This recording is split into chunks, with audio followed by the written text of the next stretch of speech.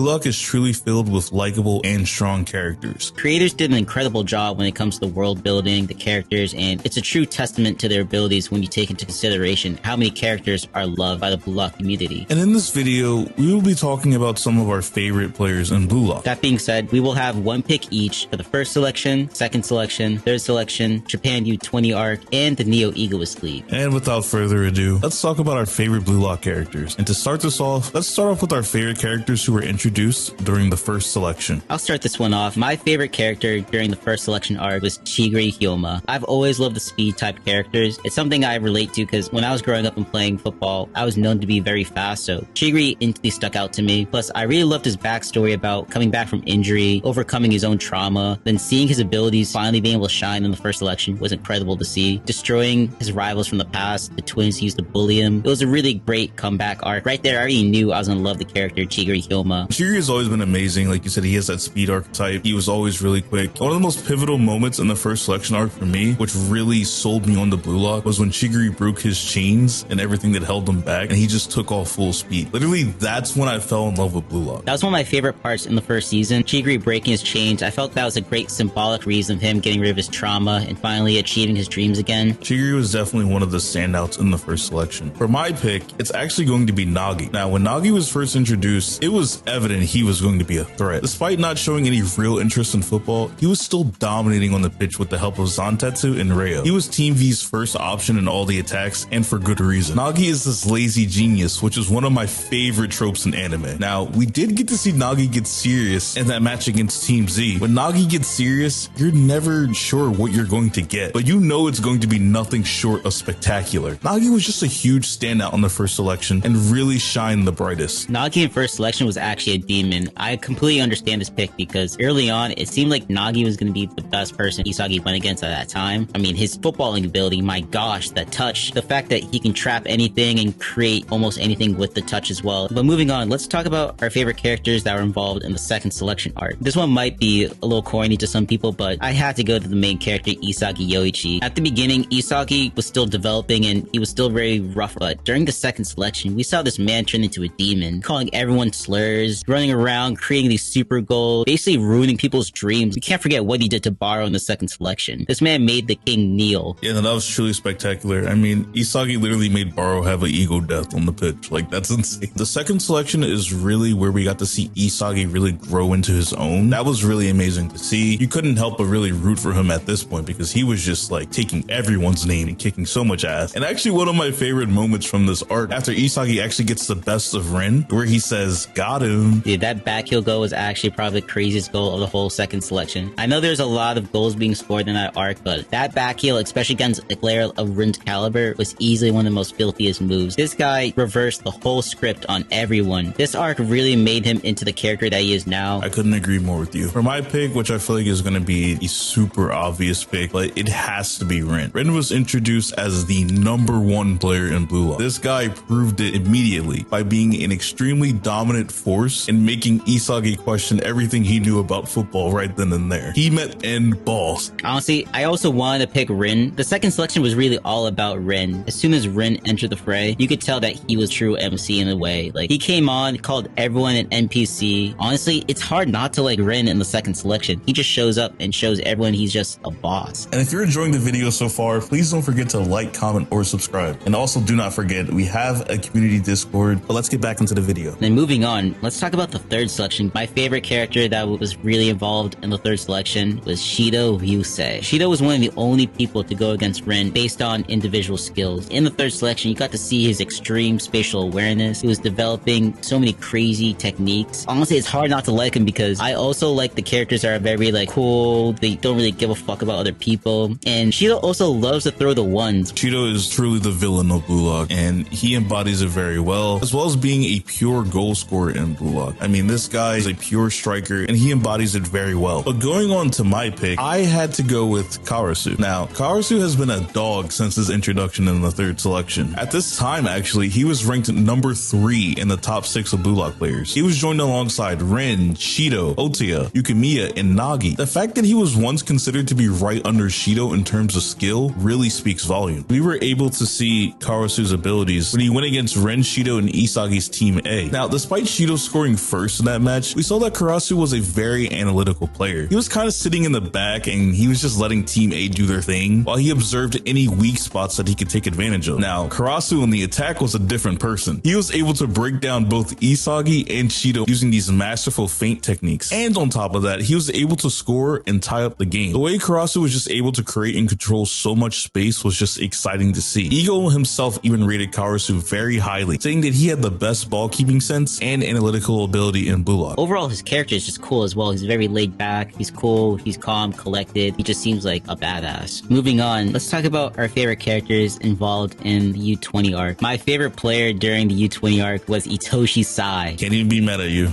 I mean, it's Itoshi Sai. He's been hyped up since the beginning of Blue Lock. He was playing with Team Royale, plays for one of the best clubs in the world. Everyone's been hyping him up, and he showed us in that match that he is him. Itoshi Sai can shoot, dribble, pass, defend, attack. He's the complete player. The way he destroyed Blue Lock and not even sweating in the beginning is insane. We didn't even really see him go full force until the end of the match. I understand why there was so much hype about Itoshi Sai early on. My opinion on Itoshi Sai is we rate Rin so highly, and then it's, wait, Rin has a brother.